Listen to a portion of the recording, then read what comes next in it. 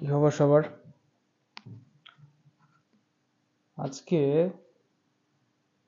Bangladesh south Africa ম্যাচটা নিয়ে কিছু কথা বলবো।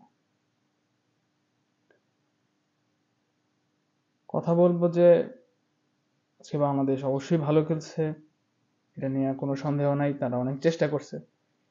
কিন্তু আমার কথা সেটা না, আমার কথা হচ্ছে বাংলাদেশ কি এখনো সুপার এইটে যাওয়া বা কোনো রকম ফাইট করা একটা দলের সাথে ওই রকম পর্যায়ে কি আমরা এখন আছি? একটা দল 24-25 বছর যাবৎ ইন্টারন্যাশনাল ক্রিকেট খেলতেছে, একটা ইন্টারন্যাশনাল ট্রফি নাই, বলার মতো একটা অ্যাচিভমেন্ট নাই। আমরা কি সব সময় শুধু আসবো আর যাব? সাউথ আফ্রিকার সাথে আজকে একটা চরম সুযোগ ছিল বাংলাদেশের। 113 রান, 113 রানের টার্গেট সাউথ আফ্রিকার বোলাররা আজকে ডিফেন্ড করে ফেললো।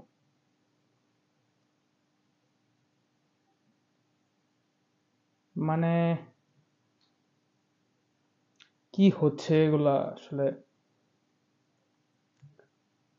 আর আমাদের অলরাউন্ডার, নাম্বার ওয়ান অলরাউন্ডার, ওনার মন যে আসলে কোথায় আছে, খেলায় আছে না ব্যবসায় আছে না রাজনীতিতে, কোথায় আছেন উনি? ওনার মতন একজন অভিজ্ঞ প্লেয়ার ক্রিজে মাত্র 6 থেকে 7 মিনিট হয়তো ছিলেন উনি। 6 থেকে 7 মিনিট ওনার কাছ থেকে এরকম ইরেসপন্সিবল একটা ইনিংস কেউ আশা করতে পারে? ওনার উচিত ছিল আজকে, যদিও উনি আজকে আগেই নেমেছিলেন, উনি আজকে 4 নম্বরে নামছে, বাট উনি তো কখনো পরেও নামে, তো উনি হয়তো চেষ্টা করছে। বাট আমার কথা হচ্ছে উনার মতো একটা অভিজ্ঞ একটা প্লেয়ার, যার থেকে বাংলাদেশ অনেক কিছু আশা করে, উনি তো এভাবে আউট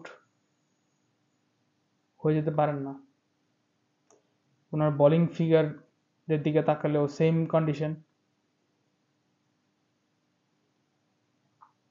আমার কথা হচ্ছে বাংলাদেশ কি এখন ওই পর্যায়ে আছে যে আমরা সাউথ আফ্রিকার সাথে অনেক ফাইট করছি, আমরা অনেক চেষ্টা করেছি, এতেই আমরা সন্তুষ্ট? বাংলাদেশ এখন ওই পর্যায়ে নাই।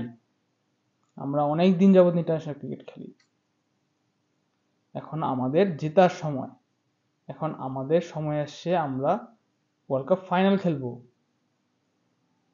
এটা হয়তো বা সাকিবের last world cup, Mahmudullah last world cup, so they deserve a trophy, they deserve an international trophy. কিন্তু মানে আমি তো নিজেকে বিশ্বাস করতে পারছি না, 113 রান বাংলাদেশ আজকে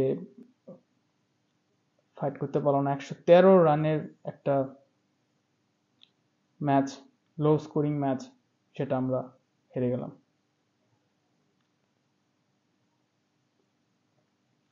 বাংলাদেশ এরকম আরো অনেক টেকনিক্যাল বিষয়গুলোতে আসলে নজর দেওয়া উচিত, এবং ওটা ভালো করে আমাদের ক্রিকেটারদের আসলে মাথায় নেওয়া উচিত যে আমরা এখন আর ওই পর্যায়ে নাই যে সাউথ আফ্রিকার সাথে আমরা ফাইট করেই হ্যাপি, যেটা তৌহিদ হৃদয় কনফারেন্সে, মিডিয়া কনফারেন্সে বলছে অলরেডি, যে আমরা এখন আর সুপার এইটে গিয়ে বা কোয়ার্টার ফাইনাল খেলার দল না, আমরা আমরা এখন ফাইনালে যাওয়ার দল, আমরা ট্রফি জেতার দল।